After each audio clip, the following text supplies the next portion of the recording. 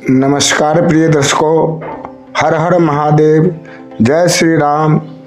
मित्रों, आज हम आप सबको मंदिर की सीढ़ियों के नीचे छुपा वो राज जिसने सबको चौंका दिया। वीडियो को एक बार पूरा जरूर देखना।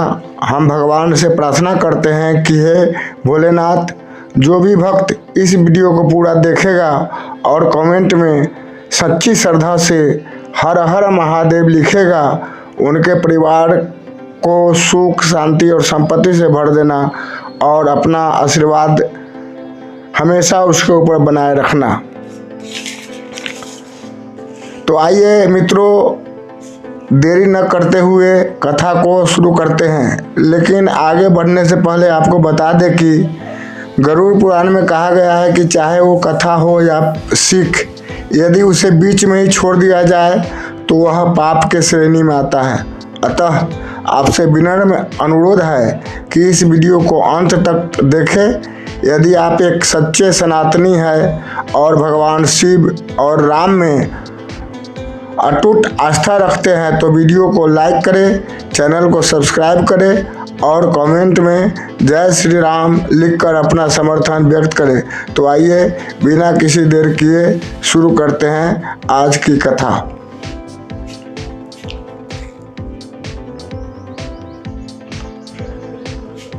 हर किसी की जिंदगी में कभी न कभी ऐसा समय आता है जब उसे लगता है कि कोई अलौकिक शक्ति उसका मार्गदर्शन कर रही है।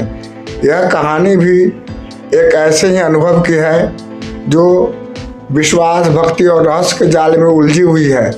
यह एक सच्ची घटना पर आधारित कथा है जिसे सुनकर आपकी आत्मा कांप उठेगी और विश्वास की लौ और प्रज्वलित होगी। बिहार के एक छोटे से गांव धनपुर में एक साधारण सा मंदिर था, श्री राम हनुमान मंदिर।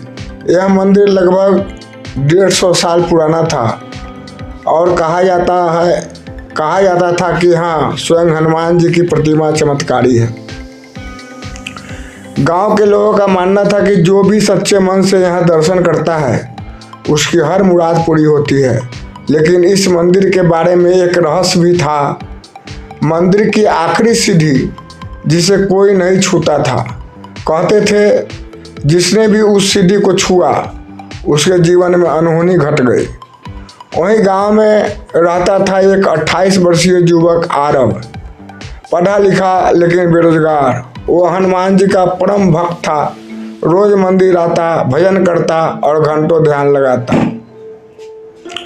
एक दिन आरव मंदिर की सफाई में मदद कर रहा था। पंडित जी बोले, बेटा आरव, आखिरी सीढ़ी को मत छूना, बहुत अपशगुन है। आरव हंसते हुए बोला, पंडित जी, अगर भगवान सच्चे हैं तो किसी सीढ़ी में डर कैसा। पंडित जी गंभीर हो उठे, बेटा यहाँ डर नहीं, श्रद्धा है। ये सीढ़ी हनुमान जी के तप का प्रतीक है। यहाँ कुछ ऐसा है जो सामान्य लोग नहीं समझ सकते। उस रात आरव को एक सपना आया। हनुमान जी एक ज्वालामुखी की आग में तप कर रहे हैं और वहीं आखिरी सीढ़ी उस तप का केंद्र है। सुबह उठते ही उसका मन बेचैन था। कुछ दिनों बाद गांव में एक घटना हुई। एक वृद्ध महिला जो गलती से आखिरी सीढ़ी पर बैठ गई थी, उसी रात गंभीर रूप से बीमार हो गई। अब आरव का मन और भी विचलित हो गया। उसने तय किया कि वह इस रहस्य से पर्दा उठाएगा, चाहे कुछ भी हो। चमत्कार और रहस्योद्घाटन। एक अमावस्या की रात जब पूरा गांव गहरी नींद में था, आरव मंदिर आया। हनुमान चालीसा का पाठ करते हुए वह धीरे धीरे आखिरी सीढ़ी की ओर बढ़ा। हवा थम गई, मंदिर की ज्योति हिलने लगी। जैसे ही आरव ने आखिरी सीढ़ी को छुआ, मंदिर की दीवार से एक जोरदार आवाज आई। दीवार की एक ईंट खिसकी और एक गुप्त तहखाना खुल गया।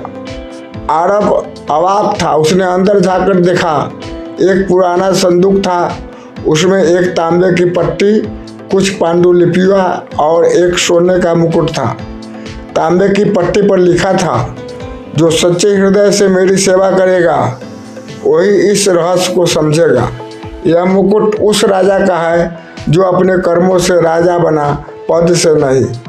वह समझ गया कि यह मुकुट किसी प्राचीन भक्त राजा का है जिसे हनुमान जी ने स्वयं आशीर्वाद दिया था। आरव ने पंडित जी को सब बताया। उन्होंने कहा, बेटा, ये मंदिर का सबसे बड़ा रहस्य था। कई सदियों से यह गुप्त था। तेरा विश्वास सच्चा था, इसलिए तुझे यह सौभाग्य मिला। सामाजिक बदलाव और विश्वास की विजय। गांव के लोगों ने जब यह चमत्कार सुना तो उनका मंदिर के प्रति विश्वास और भी गहरा हो गया। आरव को गांव के लोग अब भक्त आरव कहने लगे। वह बेरोजगार नहीं रहा, लोगों की भक्ति में मार्गदर्शक बन गया। उसने मंदिर की सीढ़ी को अब पूजा का केंद्र बना दिया।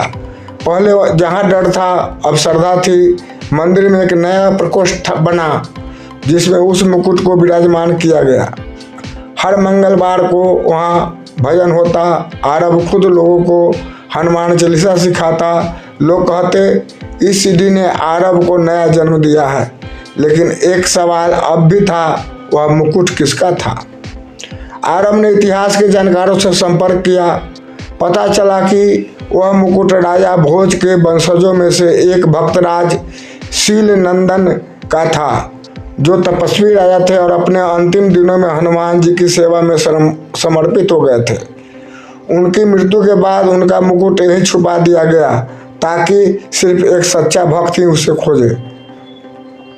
अब मंदिर में सब कुछ शांत था, लेकिन एक रात आरव को फिर वही सपना आया। इस बार हनुमान जी ने कहा, आरव, यह तो शुरुआत थी, अभी एक और रहस्य बाकी है जो मंदिर की मूर्ति के नीचे छुपा है। आरव की आंखें खुली, पसीना पसीना। क्या यह रहस्य अभी कभी खुलेगा? क्या मंदिर का इतिहास और भी चमत्कारों से भरा है? क्या आरव फिर किसी अलौकिक खोज पर निकलेगा? यह कहानी सिर्फ एक भक्त की नहीं, बल्कि उस विश्वास की है जो भगवान के चरणों में लीन होता है।